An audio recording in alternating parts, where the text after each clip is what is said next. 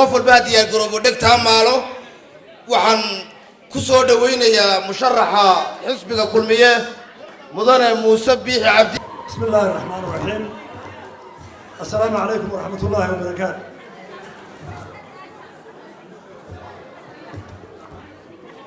بسم الله الرحمن الرحيم.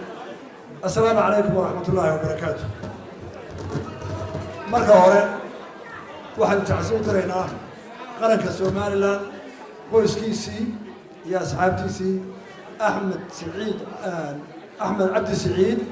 شبيقو وها مجاهد هو وين السلامة رجل نفسه وصهرايا أقويها رها سجايها رها برشاويها قلمباويها دني عيل جمرابا تدك إلهي بدأ يا أود سياها وآل يا أبقان قرك رواها يا ساك جريودي إلهي سنه حريستو وهم مسلمين كوريا هون حريستو إن جنا هذول هون حريستو دور كمان تلاش دونا سأسان حفلة دوسو كوبناي أما ضد دورها كنسين لها وصاير يعني مركا شبيه بينها هون حريستو وتعزيزين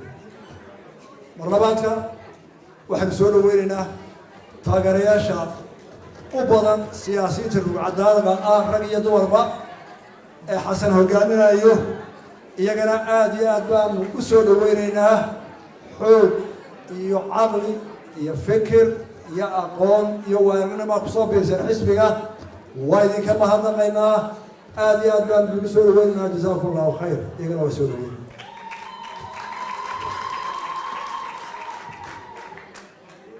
مرصدحاتك هل كان ما توحى كلمي لا بحفله أنا حسن حيل وأول وكان معي لكن الشيخ ضرب هكذا هاي وكان أبوه إسكري هاي وحسب درسامي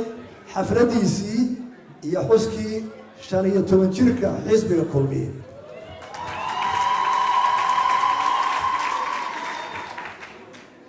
ما أنت صدقني لا تكمل لما كوني لبادي ومالنتي لا أساسي الشركة الهرية كل ما يكون قبصومي قرقا شقالها حزب الكلمية لقول واقعي حير كيسة شرعي سردتشي ما أنت كلمية واشرية تنشر وقانقاد ووايا أرق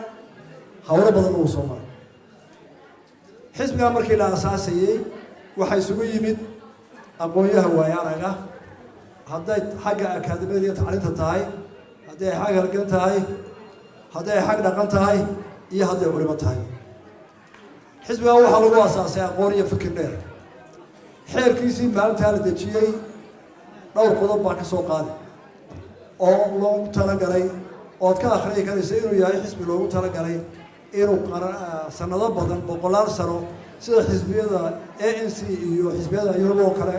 uu sii jiro muu ahayn xisbi lagu dhisay qabyaalad iyo caadifad iyo kursaaneel حزب الكلمية أرتيل سكومات دجنا ما أنت كرسي قاعد هشي بريته واحد نقطة حزب حير كيس يد دستور كيس واحد أساسه لجان إنه موقضه حزب مدة دير ذلك كترية أو نقطة كل الكوبات يلقوا أساسه وحوي إنه أوريو فكرة كانت دون ضدك إنه أوريو ورئيسون كانوا دراها كانت دون أمد الرئيس مالنا ومدة سومالان iyo gobolladeeda iyo qoysaskeeda iyo magaalooyinkeeda iyo qofkeedu way kala fikir duwan yihiin way kala duwan yihiin midba xaalad gaar ku jira mid bad uu ka shaqeeyaa baahidiisa bad u yaqaan mid waa geerjiro oo danta geerjiroodu yaqaan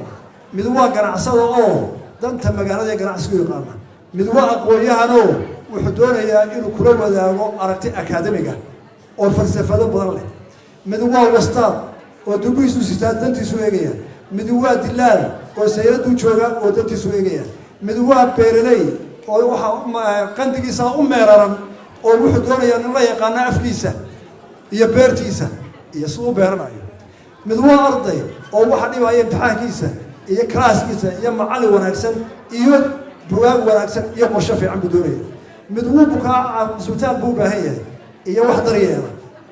mid waa gabadh oo duruufo gaar ay leedahay oo waxay u baahan tahay xanaano gaar ah oo dumarka waa beerta bini aadmiga waxay u baahan tahay wax daryeela intaasoo dhan waa in laga fikraa marka xisbi la leeyahay iyo inta kale ee la midka ah oo la doonayo inay ku midoobaan oo mid waliba uu ka taliyo oo dantiisa ku jirto ka caawa dhashay waa in laga fikraa ka 9 jirka ah ee gaboobay daryeelkiisa waa in laga warhaya ka xooga ah ee shaqaynaya sidii xooggiisa loo heli lahaa waa laga shaqeeyaa fikradda koobaad waxay ahayd in la ururiyo ra'yiga dadka iyo danahooda marka taa la ururiyo waa in la jilciyaa waa in la geliyaa warshad maskaxeed dad aqoon u leh ay rogrogaan oo la keeno barnaamij intaasoo dhamiba ay qaadan karto waxa yar maaha qof walba ka fikir intaa wada shaqaysaan qoyskaaga ka fikir carruurtaada iyo odayaaga iyo ama islaantaada ka fikir intaad isku raaska tiina aabbaha dhalaa ama ooga intee baa khilaaf jirta maalin walba nin waliba wuxuu la soo toosaa hawl uu xelanaya dhibaato nin waliba maalin walba wuxuu doonaya intaa qoyskaa dhibaysa guriga markuu ka soo baxayo qofka weyn bal islaanta hooyada 10 carruur dhashay 5 rag iyo 5 dumar ee 5 sii dhaleen ee muddo meel degan yahay ma fadhiisata iyadoo gabowday 4 saacadood iska talaabsan tii heblaaya umuleysa tii heblaaya aroosa hebel baabuka eelka halkaas ka yimid inaad qaranka Soomaaliland oo dhan dantooda iyo waxay ka qaadan karaan iyo waxay iska arki karaan meel isku keenta hawl yar maaha wax ku guuleystay inuu barnaamijkaas barnaamijka raga qoyahana oo Siiraaya kamid yahay oo Fagara kamid yahay iyo boqolaal kale ayaa ka shaqeeyay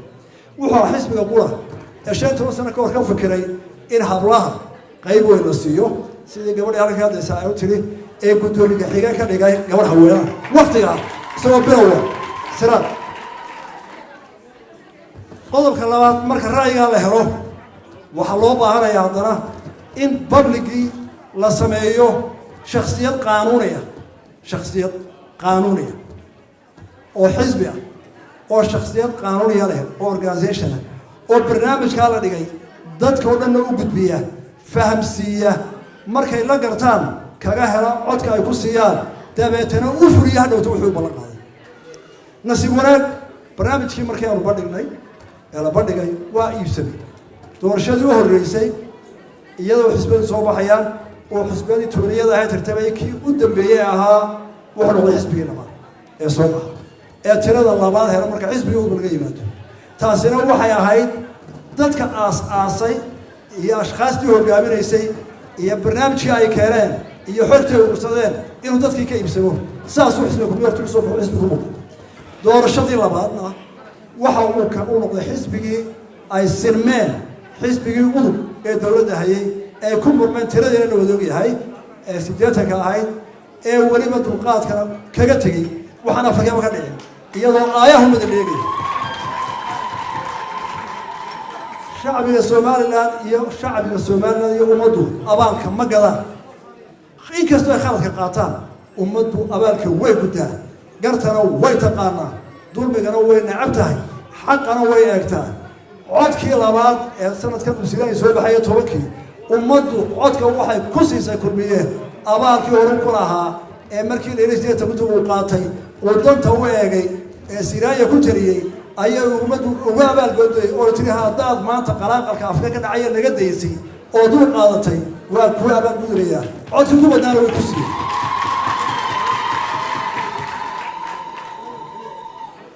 si codka loo siiyo sanadkii u dambeeyay barnaamijku soo dhigay wuxuu ahaa xisbiga qura ee ahli la galay ummadda ee yiri barnaamijka qoraba inaga dhaxeeya buulaha ay gaadhay xukuumadda waxay ku timid waxay haysay wado qoran oo ay raacdo oo ay ku daba joogaan dadkii u codeeyay iyo xisbigeediba waa arrimaha xisbiga kale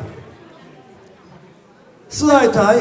kulmiye markuu shiraya maanta markii guddiisa joogto wuu iscanaantaa waayo kulmiye ma eego wixii uu qabtay kulmiye waxa uu muuqda mar walba baahida inoo taala iyo caqabadaha inoo hor yaalla iyo hawsha la sugaysa ayuu marba ku fogan yahay ee kuma faano guul uu qabtay taasi waa shaqadii loo diray kulmiye lagu doortay waa tan laga sugayaa inuu sii kordhiyo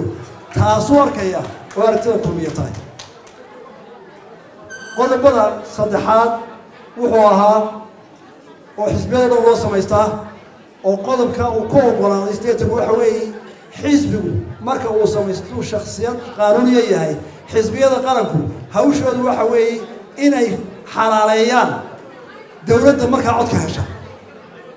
hadday dowladda codka hesha mucaaradku xalaaleyn waayo oo isku qabsadaan dalkaasi khalkhal ku dhaanta dowladda soo jeeda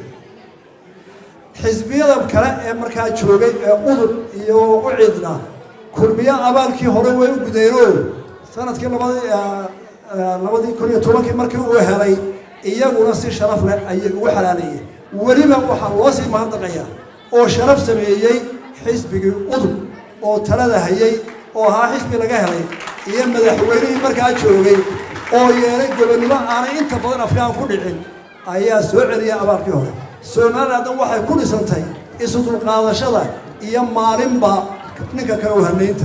waana tahay insha Allah ku socon doono maanta iyo kulmiye maanta xisbiga uu tartamayo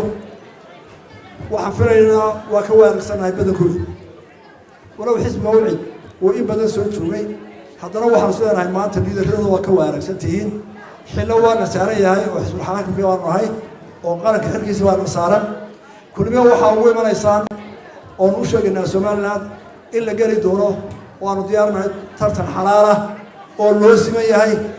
awoodda dalka iyo sharciga dalka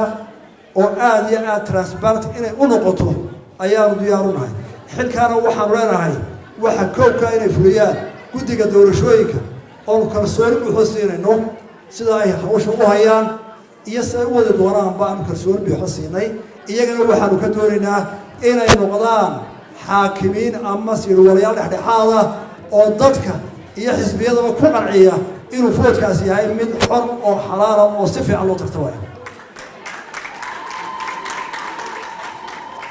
xisbiga kulmiye